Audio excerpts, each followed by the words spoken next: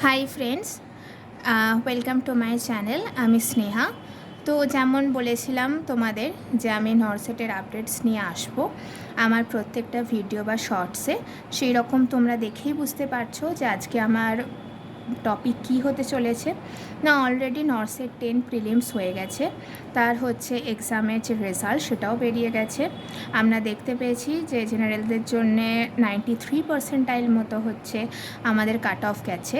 মানে সেটা যদি অ্যানালাইসিস করা যায় তাহলে দেখা যায় যে 49.33% জেনারেলদের জন্যে হচ্ছে কাট অফ। তো প্রত্যেকবারের মতো এবারে নর্সের 10-এরও যদি কোয়েশ্চেন পেপারটা প্রিলিমসের, এখনও মেন্স এক্সাম হয়নি, তো প্রিলিমসে যদি তোমরা কোয়েশ্চেন পেপারটা ভালো করে দেখো তাহলে তোমরা দেখতে পাবে যে যে সাবজেক্টগুলো হেভি ওয়েটেজ রেখেছে সেই সাবজেক্টগুলো হচ্ছে সাইকিয়াট্রিক, ওবিজি, ফান্ডামেন্টাল, এমএসএন আর কমিউনিটি হেলথ নার্সিং। আর পিডিআরও কিছু কিছু হচ্ছে কোয়েশ্চেন এসছে। তো সব কিছু দেখে তোমরা এটাই বুঝতে পারছো যে এই 6টা সাবজেক্টের ওপর হচ্ছে খুব বেশি পরিমাণে তোমাদের জোর দিতে হবে, এই 6টা সাবজেক্টে খুব ভালোভাবে তোমাদের করতে হবে। তো তোমরা হচ্ছে আমার স্ক্রিনে থাকা ইমেজটা দেখেই তোমরা বুঝতে পারছো যে প্রিলিমসেরই আমি কোয়েশ্চেনগুলো নিজে হচ্ছে সলভ করেছি। তো সেইখান থেকে আমি তোমাদের কয়েকটা কোয়েশ্চেন আজকে ডিসকাস করব। পরের ক্লাসগুলোতে আমি সাবজেক্ট ওয়াইজ কী কী কোয়েশ্চেন এসছে সেই রকম ভিডিও নিয়ে আসবো। তার জন্য অবভিয়াসলি চ্যানেলটাকে লাইক, সাবস্ক্রাইব আর শেয়ার করে দেবে। তো ফার্স্ট একটা কোয়েশ্চেন আছে যে a post operative patient presents with the wound shown below, বলে এরকম একটা আমার হচ্ছে উন্ড দিয়ে দিয়েছে। তার মানে আমি উনটা থেকে কি দেখতে পাচ্ছি না, উনটার দুদিকে হচ্ছে সুচার আছে কিন্তু মাঝখানটা হচ্ছে ফাটা বা ফাটল। এইটা যখন আমরা বাংলায় বলছি তখন ইংলিশে সেটাকে কি বলছে না, অবভিয়াসলি ডেহিসেন। তাহলে অবভিয়াসলি তোমরা এখান থেকে দেখে একটা জিনিস বুঝতে পারছো যে উনটার যখন দুদিকে সুচার করা আর মাঝখানটা ফাটা তখন এটা কখনোই কমপ্লিট উন ডেহিসেন নয়। কমপ্লিট উন ডেহিসেন হলে এটার কিন্তু দুদিকটাও হচ্ছে সুচার থাকতো না।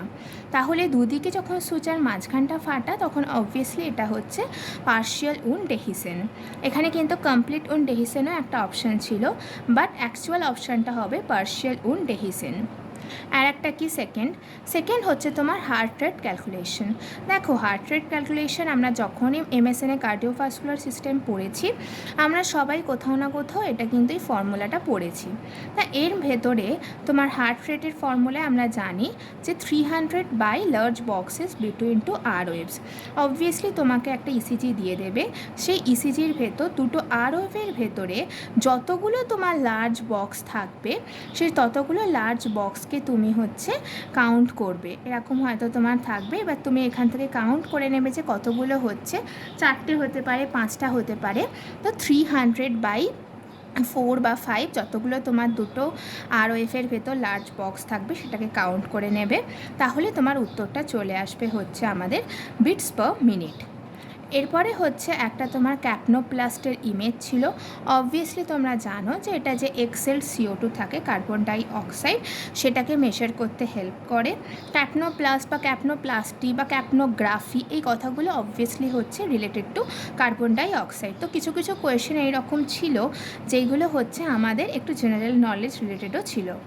তো নেক্সট আমাদের হচ্ছে আর একটা question, while assisting with the thoracentesis the nurse notes the patient has sudden dyspnea, tachycardia, diminished breath sounds on the affected side, most likely complication।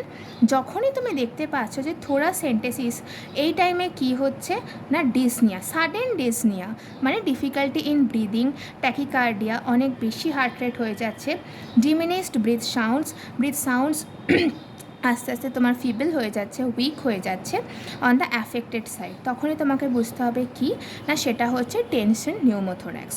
তো এখানে বাকি অপশান ছিল, বাট এখানে কারেক্ট অপশানটা যাবে হচ্ছে টেনশন নিউমোথোরাক্সে।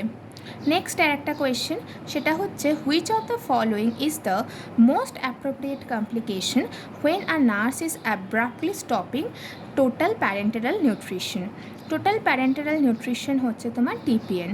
তো অবভিয়াসলি যখন হচ্ছে টোটাল প্যারেন্টাল নিউট্রিশনকে অ্যাব্রাপ্টলি স্টপ করে দেওয়া হচ্ছে, মানে ধীরে ধীরে স্টপ না করে একেবারেই সাডেন স্টপ হচ্ছে, তখন অবভিয়াসলি পেশেন্টের কোন কমপ্লিকেশন হতে পারে? সেটা হচ্ছে পেশেন্টের হাইপোগ্লাইসিমিয়া হতে পারে, ব্লাড সুগার লেভেলও কিন্তু এখানে সাডেন ফল করতে পারে।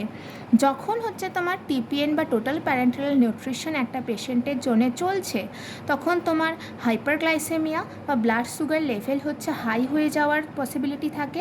আর যখন তোমার আফটার টিপিএন যদি হচ্ছে অ্যাব্রাপ্টলি টিপিএনকে স্টপ করে দেওয়া হয়, তখন হচ্ছে তোমার হাইপোগ্লাইসেমিয়া হওয়া কিন্তু মোস্ট অ্যাপ্রোপ্রিয়েট পসিবিলিটি। এরপরে নেক্সট আর একটা কোয়েশ্চেন, সেটা হচ্ছে pregnant patient reports frequent heartburn, যেটা হচ্ছে তোমার কিসের সিমটম হতে পারে? অবভিয়াসলি জানো যে GERD সিমটম হতে পারে, যেটা হচ্ছে গ্যাস্ট্রো ইসোফেজিয়াল রিফ্লাক্স ডিজিজ।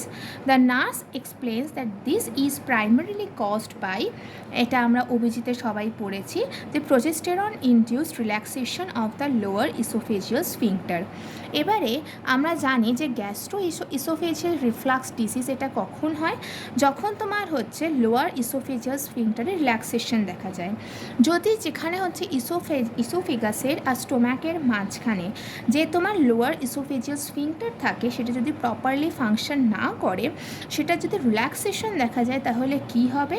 যে গ্যাস্ট্রিক কন্টেন্টসটা আছে, সেটা তোমার যেহেতু পুরোপুরি লোয়ার ইসোফেজিয়াল স্ফিংক্টার ফাংশন করতে পারছে না, তার জন্য কি হবে? ইসোফেগাসে সেই গ্যাস্ট্রিক কন্টেন্টটা কিছুটা চলে আসবে। তার ফলে কি দেখা যাবে? হার্ট বার্ন, মানে হচ্ছে একটা জ্বালার সেন্সেশন তোমার বুকে দেখতে পাওয়া যাবে, যেটাকেই তোমার হচ্ছে একটা specific symptom in the gastro oesophageal reflux disease. আর এটা হচ্ছে প্রেগনেন্ট উইমেনদের ক্ষেত্রেও দেখা যায়। তার কারণ কি? প্রেগনেন্ট উইমেনদের আমরা জানি যে প্রেগনেন্সি মেনটেনিং হরমোন কি না? প্রোজেস্টেরন। এই প্রোজেস্টেরনের জন্যই হচ্ছে লোয়ার ইসোফেজিয়াল স্ফিংক্টারে রিল্যাক্সেশন দেখা যায়, যার জন্যে তোমার GERD এটা প্রেগনেন্ট উইমেনদের ক্ষেত্রে স্পেসিফিক সিমটম হিসেবে দেখা যায়। তো আমার যদি এই কোয়েশ্চেনগুলোর এক্সপ্লানেশন তোমাদের ভালো লেগে থাকে, তো অবভিয়াসলি হচ্ছে লাইক, শেয়ার, কমেন্ট, সাবস্ক্রাইব করে দেবে। আর আরও এরকম ভিডিও, আরও এরকম নার্সিং 10-এর prelims related subject wise video পাওয়ার জন্য, সাবজেক্ট ওয়াইজ অ্যানালাইসিস আর কোয়েশ্চেন এক্সপ্লানেশন পাওয়ার জন্যে অবশ্যই আমাকে সাপোর্ট করতে থাকো। Thank you so much.